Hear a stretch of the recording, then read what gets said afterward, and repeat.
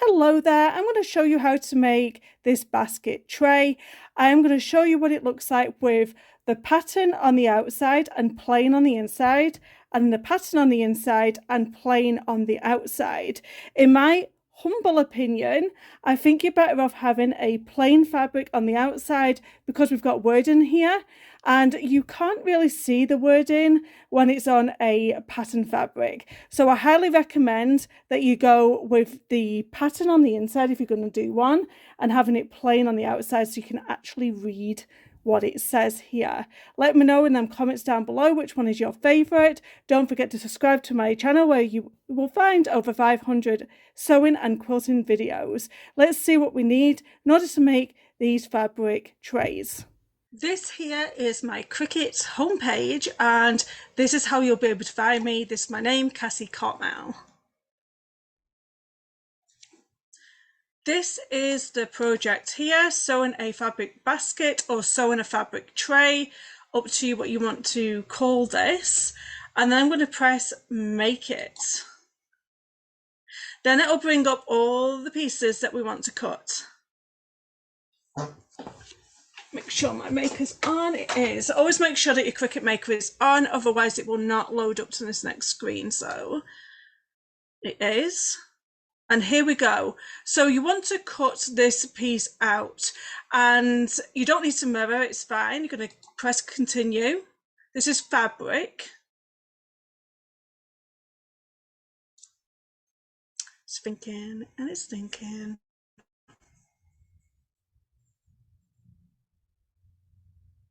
Then we have to set the actual base material. So I always have this one selected. These are all bookmarks. You can browse all your materials using this tab here, going into categories, going into the fabric section here. And any of these little blue ones that are marked, or green ones, these are the ones that I have bookmarked. So this is the medium fabrics like cotton and cotton bonded. So I'm going to click out of this because I already have these selected. So that is clicked out. We're going to click on this. So this is the base material. Doesn't have any stabilizer on it. We have the rotary blade selected, and we're going to cut. We're going to do this for both 1 and 2. So number 1 can be your external, number 2 can be your internal, whichever one. You're going to have 2 different sets of fabric. So number 3 and number 4 are the vinyl cuts that we're going to do. So you don't do 2 of them unless you want 1 on each side. I'm just going to do 1. So for my blog post, I did sewing as my superpower, and I'm going to cut this one out for this basket, which is sewing is my cardio. So we are going to mirror. We want to make sure that we have that mirror turned on. So edit, you can do it here, select the mirror there, and then you can see it's all backwards, but when we use it for the iron on, it's going to be the correct way. So that is done. So make sure your mirror is on. Want to change the fabric setting, want to change it to everyday iron on. And like I said, you can browse all, you can go into your categories here, click on iron on, and then you will find the selection. So everyday iron on is selected. We are going to select more pressure, and then we are going to load that fine point blade.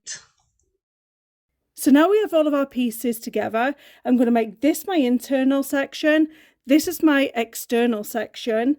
I have my wording for my side piece here ready to go.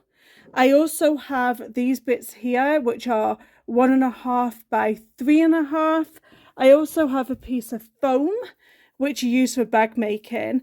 This is not sticky, so I'll have to attach it with some adhesive spray, some 505.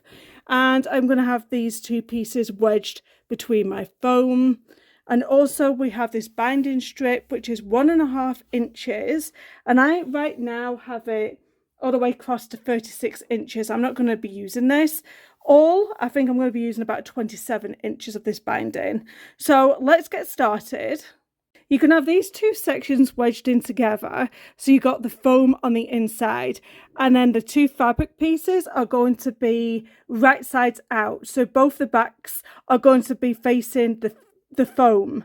Now you're going to take this over to your sewing machine, and you're going to sew some lines down in order to attach both of them together.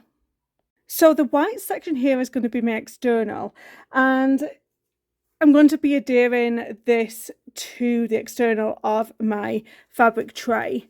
So basically, whichever side you're adhering to, you're going to have to make sure that it's going to be folded up like this. So you need to make sure that the lettering is going to be kind of like this place here.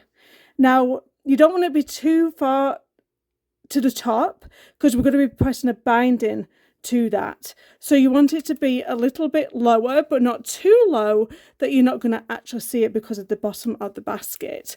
So figure out where you want to place it.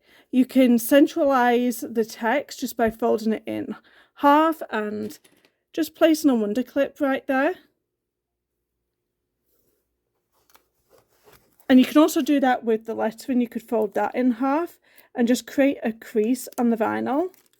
And then you can place that down. So just be careful, you are going to need space for your binding. I have my Cricut press here. I am not paid or sponsored to create this video. And I'm going to press it down and I'm going to press the button and have it pressed for 30 seconds. The reason why I like this press is because it doesn't have any holes in it like your iron does, and it spreads the heat out evenly across the plate. Once it is finished pressing, it's going to be incredibly hot.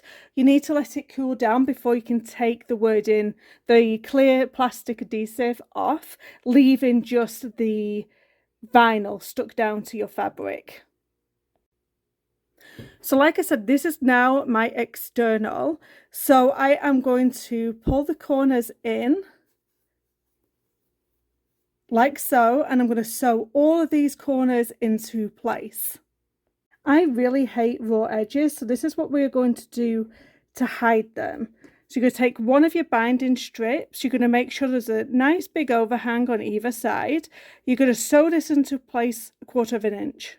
You are then going to flip this up like so, turn around, you're going to fold this one in, and you're going to leave this one out. So it might be easier to just grab a wonder clip, hold that into place, fold it over in half, fold it over again. Then all these overhanging pieces, they just get cut off. Just like that.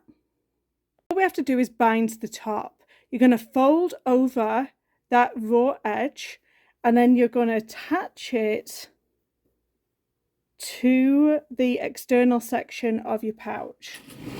You have some wonder clips nearby and you're just going to go around attaching the top of them seams together.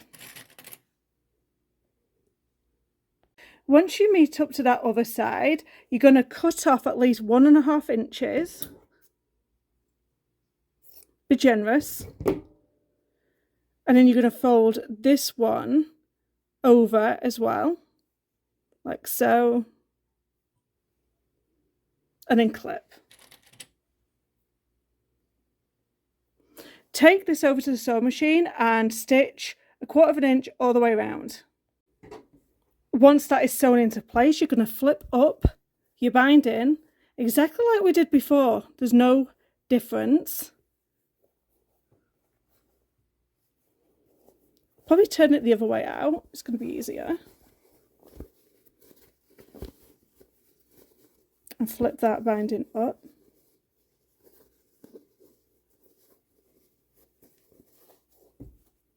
And then once again, you are just going to fold over in half and then fold over again, hiding that raw seam and creating a binding across your basket. So go ahead and do that. And then once you have done that, you're going to sew it into place. So these are the two baskets that I made. This is for the blog and this is for the YouTube tutorial. I hope you like them both. Let me know which one is your favorite. And don't forget to subscribe to my channel. I have over 500 sewing and quilting tutorials on there, and I would love for you to subscribe. I'll see you tomorrow in the next video.